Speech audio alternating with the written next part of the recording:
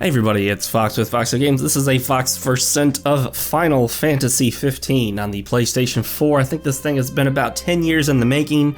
Believe it started out as Final Fantasy 13 Versus. Thank goodness they dispensed with the whole 13 angle, because 13 was divisive at best. We won't get into 13, you guys know my opinions on that, or probably do.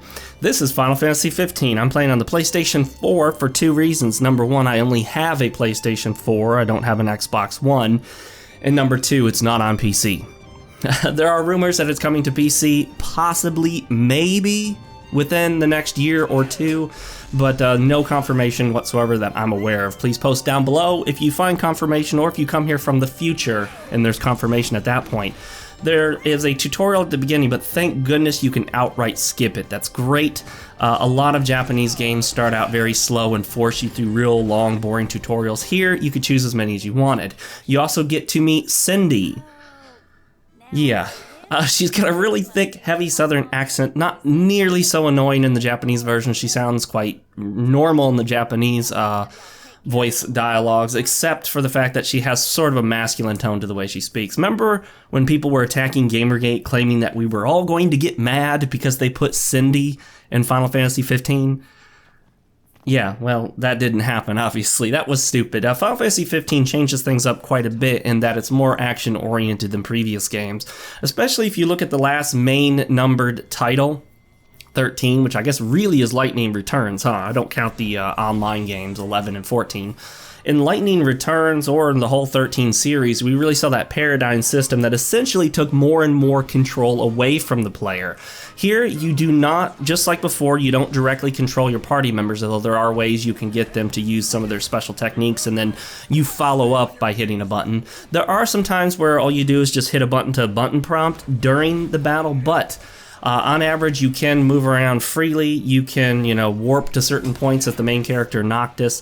You can warp into enemies and hit them. You can roll dodge. You can kind of do this block dodge, although you don't actually block. You just stand in one spot, and then when they try to attack you, then you immediately dodge just by holding the square button, or hit square and release it to do a dodge. So you have some pretty good control over the main character. And in a game like this, so for example, let's go back to Secret of Mana from the Super Nintendo. Obviously, in an action game like that, you really can't control more than one character at a time. However, the game does allow you to go into a wait mode, so you can take more time to make each individual decision about the battle. I'm not particularly into that. I can see people doing that. Some people think the game should have been like that from the beginning, but I don't mind the more action-oriented approach to these RPGs. I think we've actually found that the turn-based RPG, while still popular, is sort of worn out now at this point. I go back to play turn-based RPGs frequently, and I find that the only ones I really enjoy that much anymore are ones that add a little bit more action, where maybe you can at least move around on the battlefield while waiting for your turn, things like that. They have to be more like active time battle systems invented by Square Enix. So, Final Fantasy 15, is it worth waiting 10 years for? Well, that doesn't matter, because you had to wait those 10 years anyway. Where were you going, right? If you're still here 10 years later after you've originally heard about it, however, are you going to be disappointed that it took this long to come out? Well, I don't really know. I haven't put in enough time, but I will say that I'm actually pleasantly surprised with my experience so far. The music has been really good. There was like a radio pop song at one point when you're in the car. I did not like that at all. It totally pulled me out of the environment. Yeah, I'm not really doing a great job here in the combat. I wasn't totally on the ball about hitting the prompts and all that, but you can see that you do have quite a bit of control over your character. The music's great. I love that. The graphics look pretty darn solid.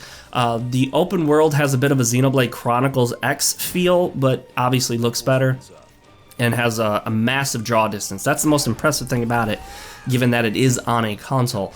This would look a lot better on PC, obviously, and play better, but it does seem to stay around 30 frames per second most of the time. I didn't notice a ton of drops, although the way the game's action moves, it does seem like the characters are a little jittery in how they move. I'm kind of curious if the animations on the characters are maybe like 20 or 25 frames per second, whereas the game itself runs at 30. That's been done before in games where the actual characters move at a lower frame rate in order to have, you know, fewer frames. Therefore, it takes less processing power to push it out. They do seem to be a bit jittery. They don't seem to go through all the frames that you would expect. I will say this though: the characters, all 4 of them just seem. Well, I'm not going to say what they seem like. I posted it on my Twitter. If you don't follow me there for my mostly unfiltered opinions, but they seem like a bunch of jerks that are full of themselves. Like, you really get the feeling that they're like 4 self-absorbed, pretentious frat boys or something. They just, I don't know what they were thinking with this one. I have no problem with the all-male cast. I have no problem with an all-female cast. They've done both now in the Final Fantasy series, the all-female one being Final Fantasy X-2. But in this case, I just don't feel like I can connect to any of these characters at the moment. Maybe Noctis eventually, because he starts to show some feelings for this girl that he's supposed to marry. I'm not spoiling anything. That starts out from the very beginning of the game. As for the others, even their voices, like, they just seem so dry and bland. It's like, you know, Square Enix went and found some cookie cutter templates for archetypal Japanese role-playing game characters and, you know, just stuck that over the dough, made the template, the cookie cutter, and then baked it in the oven for the exact amount of time required. You also have cell phones, and you have a car that you drive around until you have to stick to the road and all that jazz. Well, we'll have to wait and see how it turns out. I do plan on doing a full review. Hopefully I'll have it out within the next couple of weeks. Depends on how much free time I have. I'm Fox with FoxeoGames, and I'll see you next time.